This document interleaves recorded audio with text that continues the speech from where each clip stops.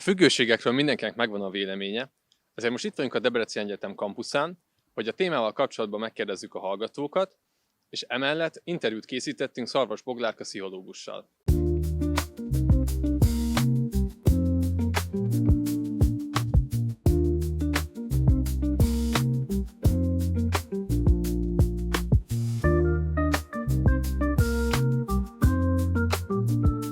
Mit gondolsz a mai viszonylatban, 2026-ban mit tekinthetünk függőségeknek? Mindent. Szerintem mindent, ami az ember szokássá válik. Sőt, inkább úgy mondom, hogy rossz szokásává válik valakinek. A dohányzás, az alkohol, meg ezek az újfajta mindenféle ízesített nikotintartalmú szívókák, ez a pokó és ilyenek. Legrelevánsabb szerintem most a telefonfüggőség, vagy a social media. Én magunkon is látom, hogy nagyon sokan vagyunk vele, hogy ülünk kint, és csak a telefonunkat bújjuk. Aztán ott vannak ugye a legális drogok, mint a koffein, a cigaretta, az alkohol. Szerintem manapság már nagyon sok minden addiktív, és olyanok is, amiről nem gondoljuk, hogy amúgy az. Hát szerintem az alkohol az nagyon jelen van az életünkben, és szerintem amiről talán kevesen beszélnek a közösségi médiára való ráfüggés, az szerintem nagyon, nagyon jelen van, és szerintem eléggé el van hanyagolva, hogy mennyire figyelünk rá. Definitely cigarettes and alcohol and weed. Gambling. Alcohol is one. Toxic drugs or abusive drugs. But some other addictions are common as well, but those are the ones that we hear of. Hogyha Magyarországot szeretnénk specifikusan megnézni, akkor mindenképpen az alkoholfogyasztás, a dohányzás, az egyéb illegális drogok, illetve azért itt már bejönnek a képletbe az internetfüggőség, a pornófüggőség, illetve a szerencsejátékfüggőség. Szerinted vannak a társadalom által elfogadott addikciók? Hát szerintem itt Magyarországon az alkohol az el van fogadva, hogy azt rendszeresen fogyasztanak emberek. Nem gondolom, hogy lennének ilyenek, vagyis én még ilyet nem hallottam, hogy valaki elfogad bármilyen függőséget. Szerencsejáték, a tipmix, a kaparós, meg hát szerintem a kávéfogyasztás. Nagyon addiktív.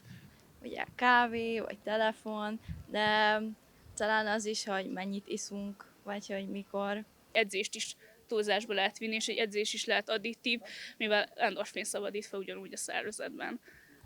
For example, if you go on your Instagram or you go on your TikTok and you scroll for hours just to feed your dopamine, this is an addiction that a lot of times we neglect and we normalize, but it is a big addiction nowadays. Az egyik ilyen a munkafüggőség.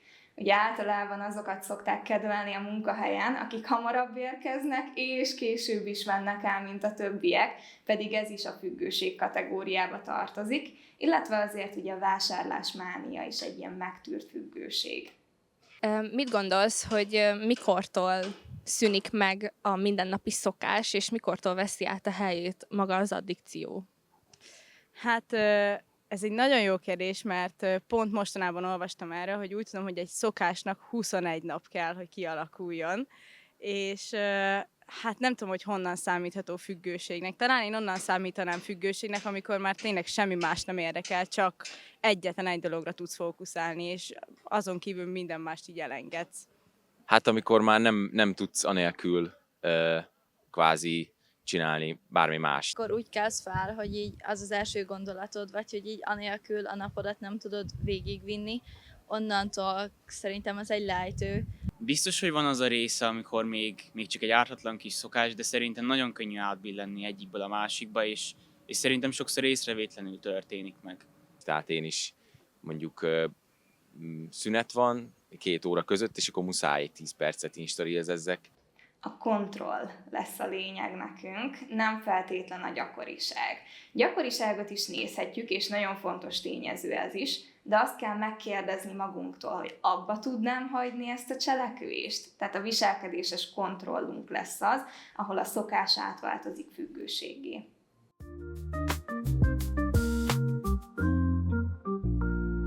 Genetikailag alapozottan is megjelenhetnek bennünk ezek az addikciók, például ugye, hogyha a felmenőinknél megjelenik az addikció. De ez nem fog jelenteni 100% biztosra semmit, hiszen a pszichológiai tényezőink, mint például a folyamatos szorongás vagy a stressz az életünkben szintén hajlamosabbá tehet minket, de a társas környezet, mint ugye már említettem, mondjuk a kortárs nyomás, és ez a 3 tényező majd együtt fogja az addikciót kialakítani bennünk. Szóval mindenkiben meg lehet a hajlam, de nem biztos, hogy mindenkiben olyan erősen fog jelentkezni.